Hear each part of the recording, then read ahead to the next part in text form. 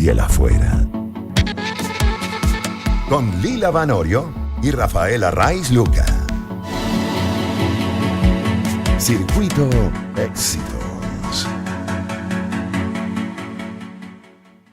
3:37 minutos de la tarde. Y ayer leíamos que Kenneth Smith, así se llamaba el recluso americano ejecutado en el estado de Alabama, con un método nunca antes visto, calificado por muchos de cruel, por decirlo menos, la hipoxia por gas nitrógeno.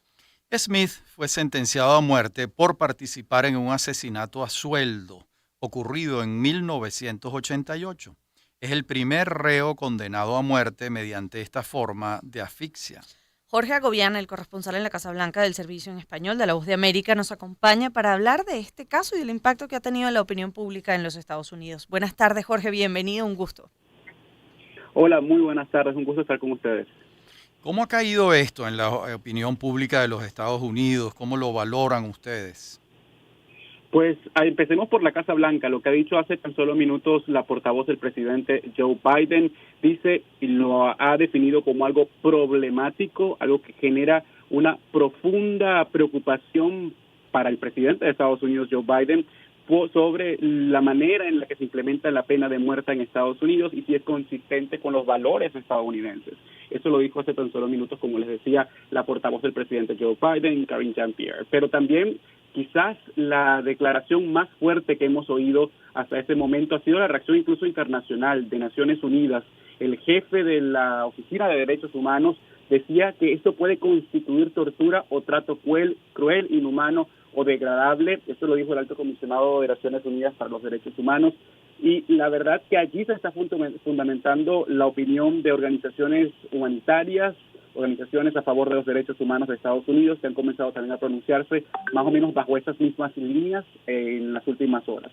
Lo cierto es que esto ocurrió en la noche del día de ayer. La Corte Suprema de Estados Unidos avaló este proceso, como ustedes lo decían muy bien, muy novedoso, primera vez que se realiza una ejecución de este tipo con gas de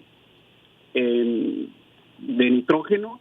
Y algo que también ha generado bastante interés en Estados Unidos fue la manera en la que se ha descrito, según las autoridades de Alabama, cómo fue esa ejecución del día de ayer o ese procedimiento del día de ayer. Tardaría alrededor de 22 minutos desde el principio hasta el final. Smith, que era esa persona que fue sentenciada con pena de muerte en Alabama, aparentemente permanecía consciente por varios minutos, pero luego de 2 minutos parecía moverse y hasta que finalmente murió. Ese fue el reporte que dieron las autoridades de Alabama. Jorge, pero una pregunta con respecto a este aspecto, lo novedoso, es la primera vez que se utiliza este método, pero ¿qué los lleva a innovar en métodos crueles para la pena de muerte? Es decir, ¿no funciona la inyección letal? ¿Por qué hacerlo más cruento?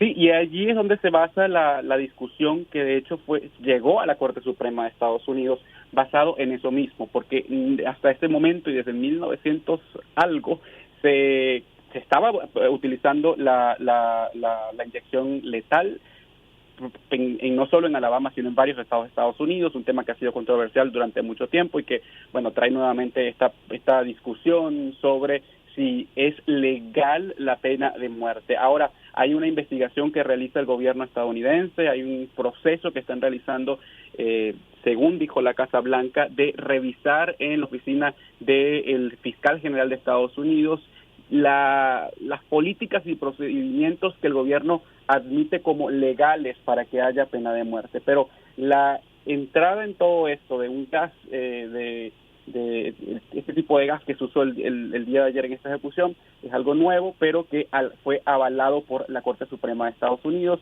y por el tema de la separación de poderes en el país, en Estados Unidos, se complica mucho más ese proceso, pero hay varios, procesos ocurriendo al mismo tiempo, investigaciones por el fiscal general, también la palabra de la Corte Suprema, y hay que destacar que en Estados Unidos cada estado al mismo tiempo tiene la autoridad de declarar este tipo de procedimientos basado en un reglamento federal, pero tienen la última palabra los estados.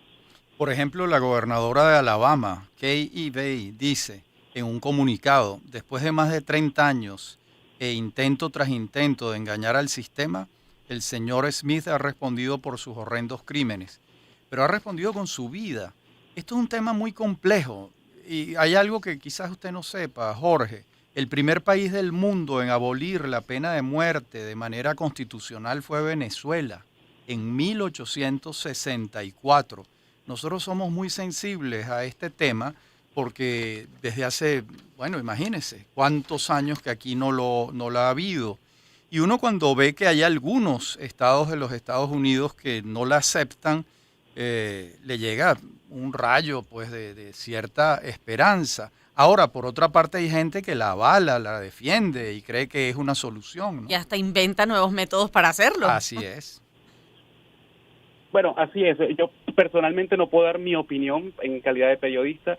Simplemente les puedo decir que en Estados Unidos hay un debate que se está reavivando con este caso en este momento y ahí están todas las aristas puestas sobre ese debate, desde el mensaje de la gobernadora de Alabama hasta lo que dice la Casa Blanca, que lo considera problemático, pero mucho más arriba de eso, organismos internacionales de derechos humanos como Naciones Unidas, la Comisión de Derechos Humanos de Naciones Unidas, que están catalogando esto como posible tortura. Y es allí donde quizás puede abrirse una discusión no solo a nivel nacional en Estados Unidos sobre política o cosas que se puedan hacer, pero cómo responde Estados Unidos a las posibles investigaciones que pudiera comenzar a realizar Naciones Unidas o las recomendaciones que hagan Naciones Unidas y la Oficina de Derechos Humanos sobre este tema. Allí, pues el debate podría comenzar mucho más, pero es un tema que siempre ha estado latente en Estados Unidos, con gente a favor y en contra, claro, pero que en este momento se está reavivando y no sabemos